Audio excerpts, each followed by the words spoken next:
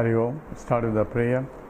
Om Samasta Jana Kalyani Niratam Karunamayam Namami Chinmayam Devam Sadgurum Brahma Vidvaram Vasudeva Sutam Devam Kamsa Chanura Mardanam Devaki Paramanandam Krishnam Vande Jagadgurum Tvameva Mata Cha Pitattvameva Tvameva Bandhusya Sakhatvameva Tvameva Vidya Dravidam Tvameva Tvameva Sarvam Amadeva Deva Tvameva Sarvam Gurudeva Deva. Hari Om. We are doing the 10th chapter of Panchadashi. It's a Nataka Deepa Prakaranam, where Vidyaranya talks about the life of drama.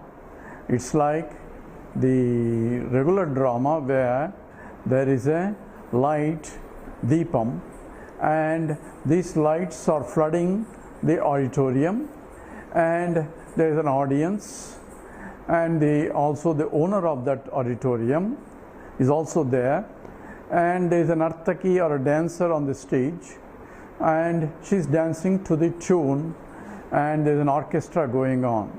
So therefore the light is required in order for the drama to go on, or the dance drama to go on. So therefore the light is illumining the owner, the audience, the dancer and the orchestra without any differentiation. It is flooding through, and only difference depends upon the object that is getting illumined. So obviously the dancer is different, the audience are different, and the owner is different, and also the orchestra that are playing the music also different. So the differences belong to the reflecting medium, and without illumination of the medium one cannot perceive it.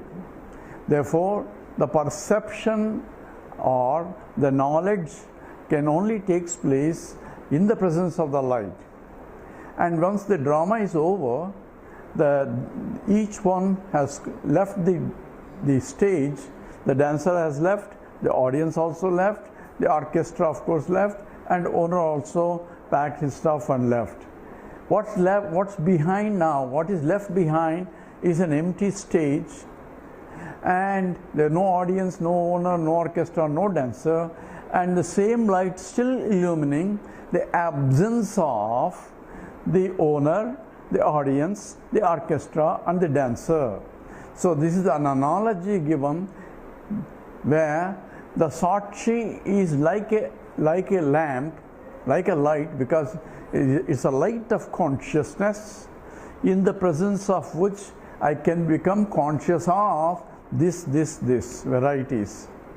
And in this, Sakshi himself is stable, is not moving around, and it is illumining the presence as well as the absence of things on the stage. The stage is here, the owner is the ahankara, the ego, because I am the one who say I am the one seer, I am the doer, I am hearer, I am the one who knows, that who claims is an ahankara. Ahankara is also a part of the antahkaranam, inner instrument, because it's a subtle, and it's a material that arises, subtle material rises in the buddhi itself, where the buddhi tries to own it as I am the owner of this, I am the owner of that. Therefore the ahankara is one of the four components of the total mind, which are thought process, and the scripture provides the four as one is the buddhi, another is the emotional, the center which is the mind, and the ahankara and chitta. Chitta is a memory. So these four components constitute the total antahkaranam, or mind actually. Total mind is including the four components which involves the vrittis, thoughts.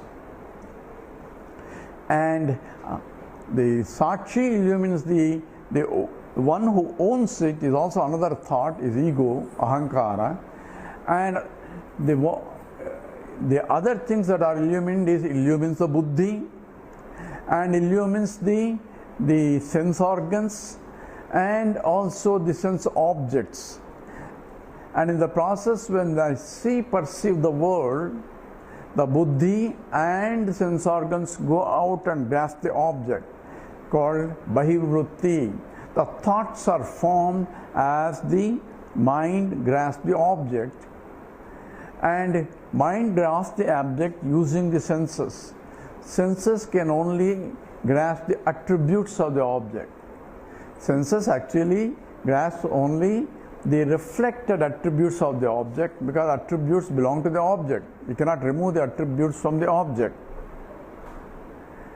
And when it brings information in, when a vritti is formed, a thought is formed about the objects out there, it's called bahivrutti. And that vritti is essentially existence of the object out there has become existence of the thought in the mind. And consciousness, the sakshi, the deepam, the light of consciousness illumines the vritti and spontaneously raises the ownership that I am the knower of this thought, this being a pot or a chair or a table that I am seeing. So this is a pot, is a vritti of the object. I am a knower of this pot is aham vritti and idam vritti both rising.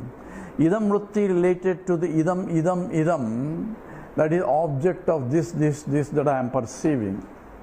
And aham vritti raises inside the mind spontaneously when idam vritti is illumined. Idam vritti is illumined as soon as idam vritti raises, because light is always there.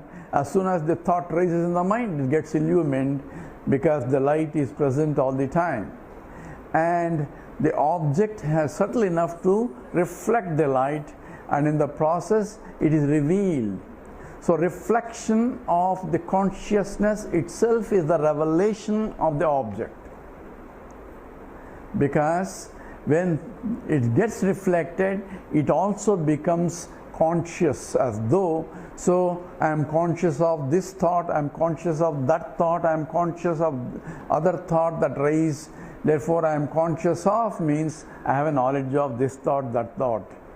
So every knowledge involves bahivrutti and antahkarana vritti, you see inside aham vritti also.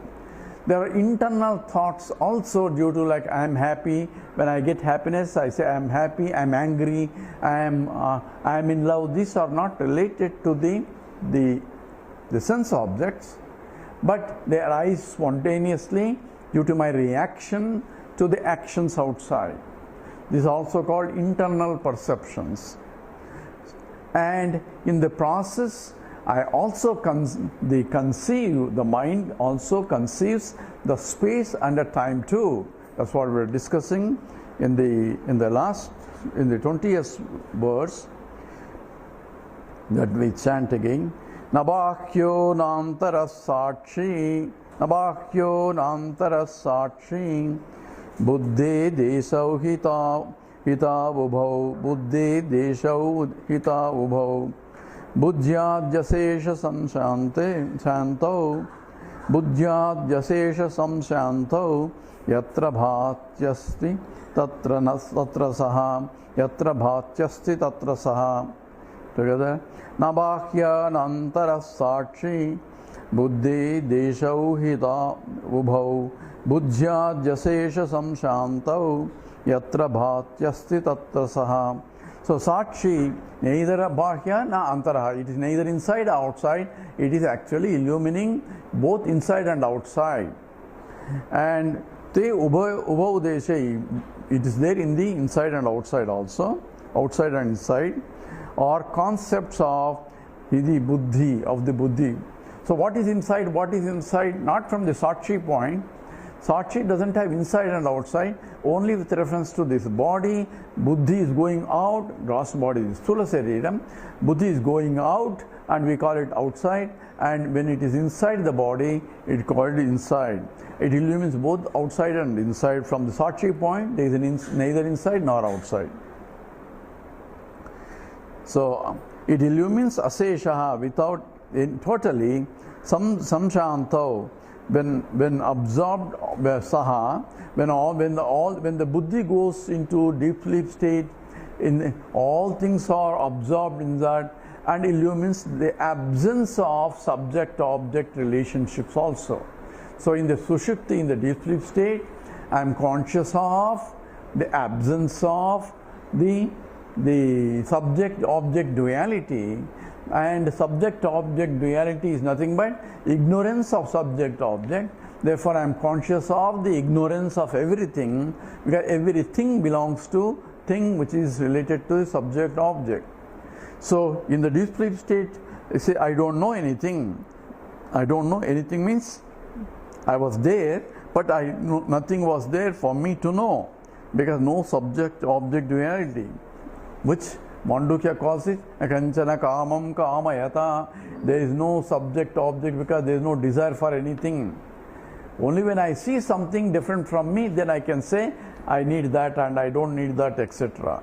So therefore, in the absence of the everything, including the owner, that is ego is called the owner, and the outside objects are the audience, and the senses are called the orchestra, and the buddhi is the dancer, and all are being illumined just as the light in the stage is illumining both the absence and the presence of all these three things. And even the space concept, outside, inside is only concept of the space comes arising in the buddhi only. And that's being explained in the next sloka that we'll chant now, 21. Deshaha kopi na bhaseta, deshaha kopi na bhaseta, yaditar yastva deshabhag, yaditar yasa deshabhag, sarvadesha prakluptya, sarvadesha prakluptya, yeva sarvagatvam natu swataha, Eva sarvagatvam natu swataha. Together. Deshaha kopina bhaseta yadi tarhyastva deshabhag sarvadesha praklupya eva sarvagatvam natu swataha. Kaha api, so any deshaha, any space we are talking about, yadi, if, na bhaseta is not illumined, tarhi then, adeshabhag, that beyond the space, astu. If I say there is no space, so in the deep sleep state, what did you see? I don't know. But I don't know the concept of space and time too. But I was there, conscious of the absence of the space and time. So therefore, I am there even though space is not there. So when the space comes, I am there, illumining the space. When space is absent, I am there, illumining the absence of space, because I don't see any space, I don't see any time in the deep sleep state. So adeshabhag, the beyond the space, it is there, I am there all the time, astu, because I am conscious of absence of the space as well as the presence of the space. Space is coming and space is going. In the waking state and the dream state, there is a space is coming, but in the deep sleep state, there is no concept of space and time. So, deshaha kopi na bhaseta yadi tarhyastha deshabhag. So, that which is there in the deep sleep state, I am conscious of the absence of the space, and also that adeshabhag, that which is beyond the space, is there in the deep sleep state, and that is called sakshi. That is what the illuminating consciousness is there in the presence as well as the absence of sakshi.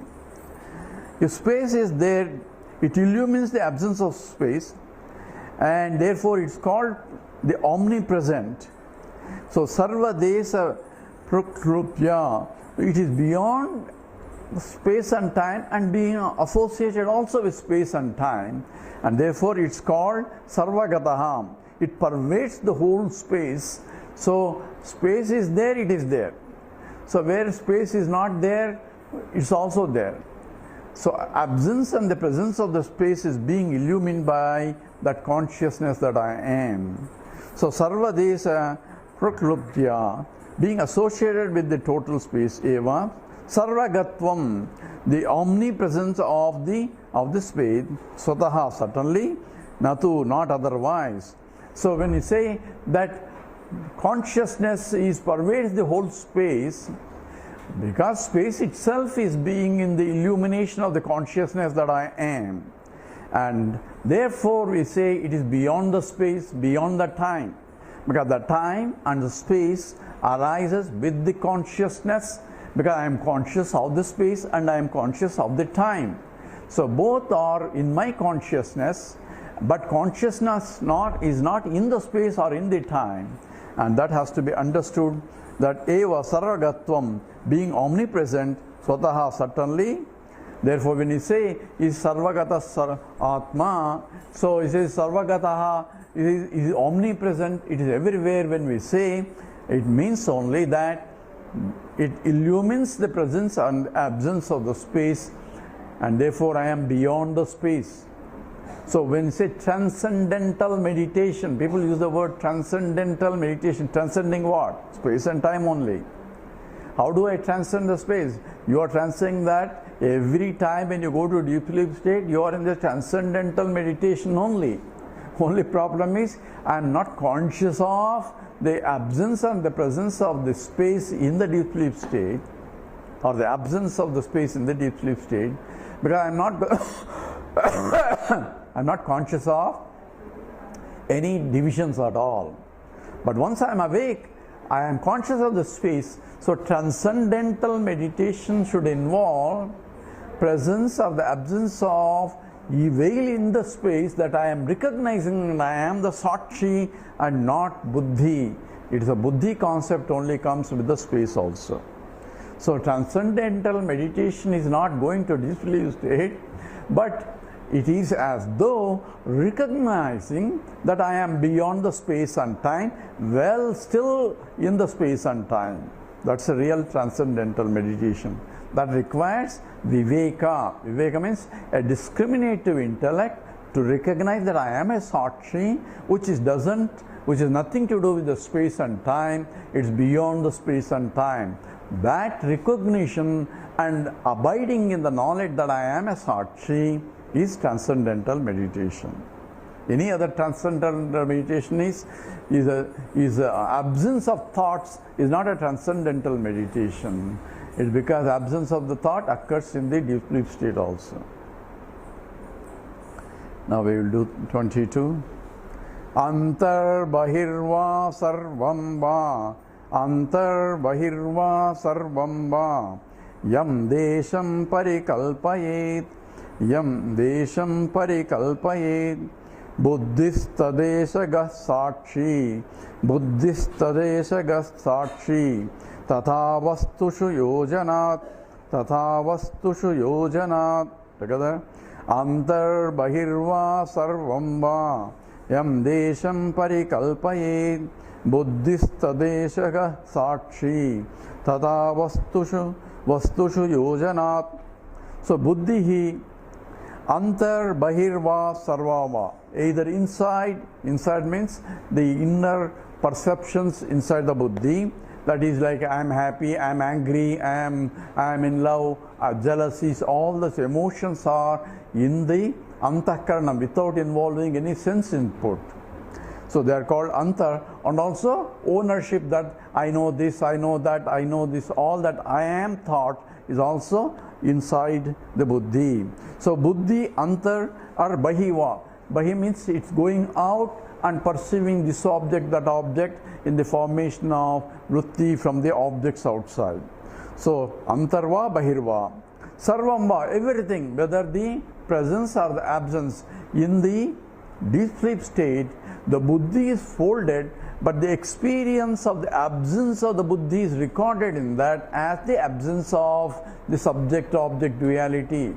That's why I can recollect that experience, because the experience are in the buddhi only but in a subtle form, and therefore I say I slept very well, I did not know anything. So that is essentially Anandamaya Kosha or Karana Shariram. So Karana Shariram, there is a recording of the absence of the plus mind, the subject-object duality is there.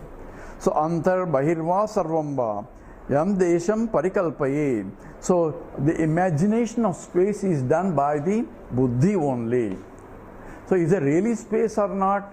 Says it's a buddhi doesn't go, then there is no space. So with the buddhi, space is coming. So activation of the buddhi and space are coming together. So therefore it is parikalpana of the buddhi only. Actually, my perception of the space comes with my buddhi, but the space itself is either existent or not, is anirvachaniyam from my point. From the Ishvara point, the space is created. There is an Ishvara Srushti is also there, whether I perceive it or not. So if I perceive it, the world is there. If I not perceive it, the world is not there. That's only from my reference. But from the Ishvara's perception is the whole world is there as a creation. This is Atma va Akasha Sambhutaha Akashat Vayuhu Vayu Agnihi Agni Apaha Abja Prithvi Prithivya Voshadayaha Voshadibhyonnam Annat Purusha. So in the Upanishad it says there is a sequential creation where space was created, then from space Akasha Vayu, there's the gas and the Agni and the Jalam and the Prithvi, more grosser and grosser things have been created starting from Atma. So that is from the totality point there is a creation, but from the point of the Jiva, since I am seeing it as though it is, that's called Sankalpa Matrena, just as in the dream state.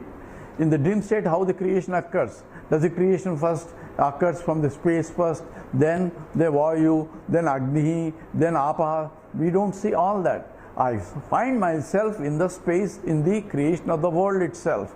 Everything as though created, and I am perceiving when I am perceiving from a Jiva point. So it is as though Jiva is activating, but activating provided the vasanas of the total things also coming into picture. So the existence of the object is established by the knowledge of its existence, and knowledge of its existence comes from the buddhi, activated buddhi. Activation comes from the sakshi. All that is implied here. So sakshi tada vastutu yojana. So sakshi tad deshagaha. So in these two, both the absence and the presence, internal and outside. Tada, similarly, vastushu, also in the objects also. When I say I am conscious of this object, first the time is pervading that, space is pervading, at least space is pervading, time I cannot say, space is pervading, because the elevate object has to be in space only, not outside the space.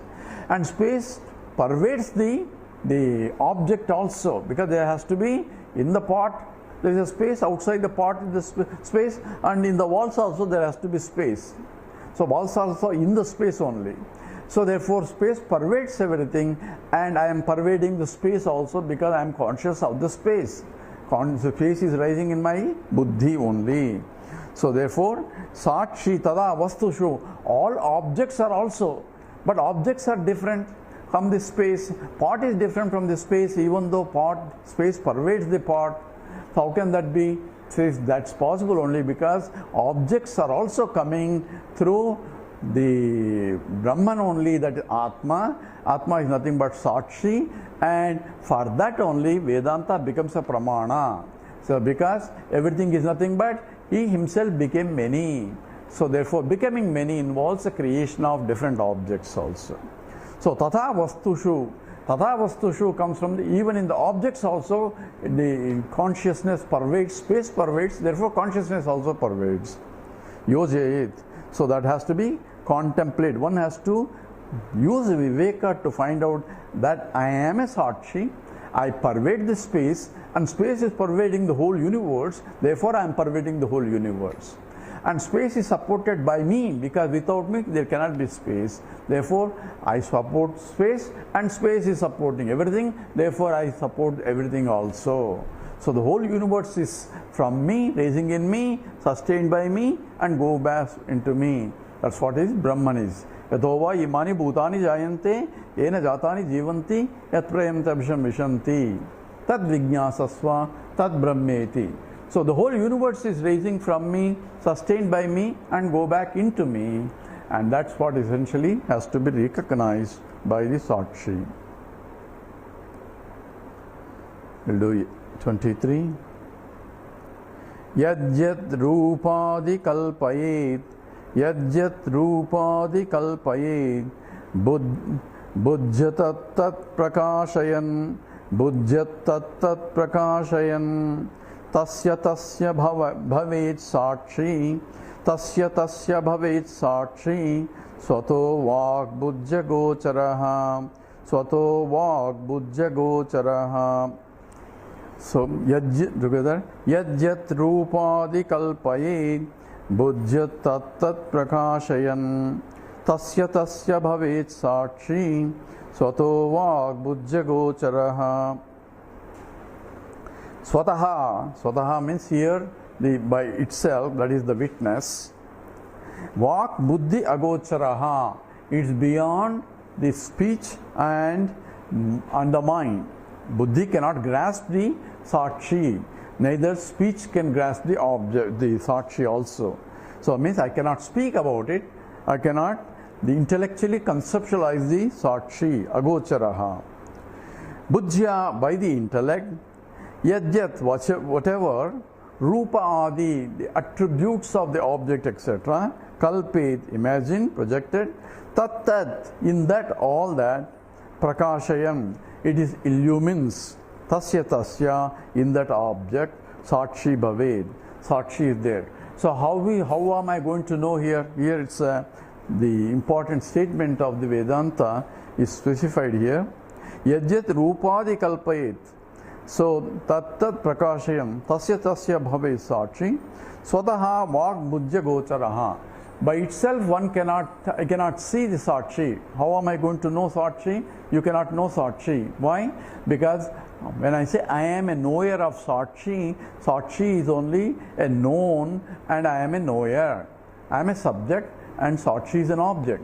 So the object cannot be objectified because Sakshi is, any object is inert and Sakshi is Chaitanya Swarupam. And it being infinite, I cannot see Sakshi also. So therefore, the Indriyas cannot see it. So it is imperceptible. So the speech is involving the Karmendriyas. Neither the Jnanendriyas nor Karmendriyas can grasp the Sakshi. So Swataha Vak. Buddhi means I cannot think of it also. I cannot know as a concept also this is Sakshi. I may conceptualize the Sakshi, but whatever I conceptualize cannot be Sakshi. Because Sakshi itself, any conceptualized object is only an inert entity. So therefore, Swataha Vak Bujja Gocharaha. By speech nor the intellect, Agocharaha, it cannot be known. So witness cannot know, and the vak gacchati na manaha. This is from the scriptural statement. Na vak gacchati na manaha. Neither the speech can go there or the mind can go there. So vak buddhi agocharam. So that's essentially yato vacho nivartante aprapya manasa saha. So mind cannot reach there or the speech cannot reach there, and they return back because it is infinite. So the JK statement people quote is what here is what is specified here. It says, no, there cannot be any path. Truth is a pathless land. Why truth is a pathless land? Because it is Sakshi. It is infinite. Infinite cannot have any path. All paths are infinite only. So I can use any path to reach that path, provided I had to understand the truth is a pathless land. The very understanding is required as the goal itself. So therefore, the Swataha Vak Bujya Gocharaha. And then how do I know? Yadyat Rupa Adi Kalpayet Bujya Tattat Prakashayam Tasya Tasya Bhavets Sakshi. So how do I know then? I cannot know Sakshi. Then what is self-realization involves? I want to know the Brahman. How do I know? Sadvijnanartham sa gurum eva abhigachet. To that you go to a teacher. So how do a teacher is going to tell me? This is Yajat Rupa Adikalpayet. Every form that I see, there is a Sakshi is illumining that, and also as a knower and the known also. Therefore, I had to use now Buddhi, intellect, to discriminate what is that Sakshi or what is the consciousness that is there in every knowledge, because knowledge cannot take place without the presence of consciousness. Knowledge itself is the nature of consciousness. That's why Satyam Jnanam Anantam Brahma, Jnana Swarupam. So every knowledge involves Sakshi. So I had to use the Sakshi, I had to use a discriminative intellect to differentiate what is that Sakshi in the every perception. And that's what the Kenopanishad says, Pratibodha Viditam Matam. It is known in every knowledge. Every knowledge involves subject I am and the object this. So I am and this are involved. I am coming from the Sakshi, this is coming from the object. So I have to shift my attention to I am, leaving the object. But I need the object to recognize I am this, I am this, I am this, and so on.